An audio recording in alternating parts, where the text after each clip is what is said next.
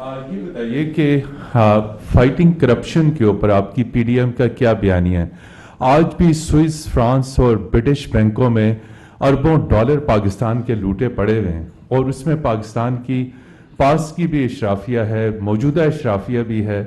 तो कोई ऐसा माजी में इस तरह कई प्रपोजल ज़ेरे गौर आई कि स्विस, ब्रिटिश, फ्रेंच और अमेरिकन बैंकों से अगर ये 5% भी डॉलर्स वापस आ जाएं तो आपको आईएमएफ के पैसे की ज़रूरत नहीं पड़ेगी। दूसरा, आपने फॉरेन ऑफिस के ऊपर बहुत बड़ा कट लगाया है, तो दफ्तर खारजा आपकी डिप्लोमेसी को आगे परसू करता है, आपकी खारजा पॉलिसी के जो टारगेट्स हैं उनको आगे ये परसू करता है। तो उसमें आप ये बताएं, बहुत सारे फॉरेन मिशंस बंद हो रहे हैं और डिप्लोमेटिक स्टाफ को आप कम कर रहे हैं, तो इस सूरत हाल में आपके फॉरेन पॉलिसी ऑब्जेक्टिव्स क्या मुतासर नहीं होंगे? Thank you mister prime. अच्छा, बहुत शुक्रिया। आपका किस चैनल से ताल्लुक है?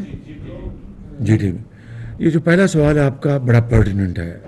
वैसे तो सारे ये जो आपने बताया कि स्विस बैंक में और दूसरे बैंकों में इसी तरह की बात माजी में एक शख्स किया करता था और दिन रात कहा करता था और कि जनाब 300 अरब डॉलर बाहर पाकिस्तान के जमा हैं और मैं इनको 90 दिन में लेके आऊँगा और ये चोर और डाकू मैं ये का मुहासबा करूँगा।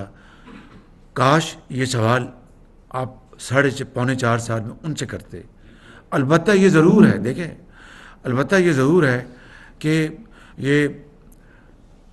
ये निज़ाम है कुदरत का। वो अंग्रेज़ी में कहते हैं कि what goes around comes around. अब वो जो वुडन क्रिकेट क्लब में एक रिफाई इदारे के लिए पैसा जमा किया गया था, वो इन्होंने अपनी जेबों में डाल लिया।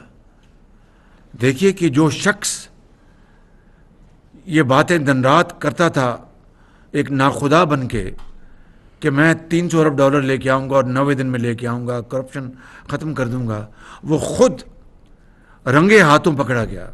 सिर्फ यही नहीं, वो जो घड़ी थी मैं आपको आज मज़ीद उसमें इजाफा कर, जो मैं बात पुरानी दोहरा नहीं रहा, उसमें इजाफा कर रहा हूँ कि वो जो घड़ी थी जो खाना काबा के मॉडल की, उसको जिस बेदर्दी से उसको बेचा गया, मैं समझता हूँ कि करोड़ों पाकिस्तानियों की उसने तौहीन की।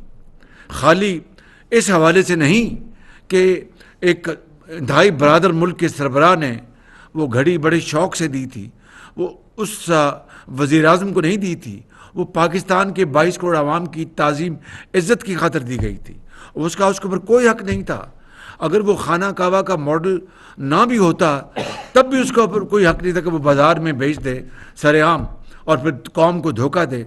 खाना काबा के मॉडल के बाद तो हमारा, मैं समझता हूँ कि बतौर एक मुसलमान के एक मिली जज्बे के अलावा एक दीनी भी हमारी की सोच है कि भाई ये तो एक मुतबरक दुनिया के मुतबरक तरीन मुकाम की उसके ऊपर उसकी अक्कासी की गई थी, उसको तो बेचना तो तसव्वुर में भी नहीं लाया जा सकता। अब खाली यही जुर्म नहीं किया, वो जो रसीद जो दी गई थी कि ये मैंने 5 करोड़ में बेची थी, कितने में 5 करोड़ में, कि 5 करोड़ में वो जाली रसीद थी। इससे बड़ा और जुर्म क्या हो सकता है कि वक्त का वज़ीर आज़म जाली रसीद के ज़रिए कौम को धोखा दे रहा है। एक तो खाना काबा के मॉडल की घड़ी बेची गई और दूसरी जाली रसीद दी गई, वो उससे भी बड़ा जुर्म। तो मेरी आपसे मुअद्दबाना गुजारिश है कि ये तोपों का रुख अब आप उधर मोड़ दें।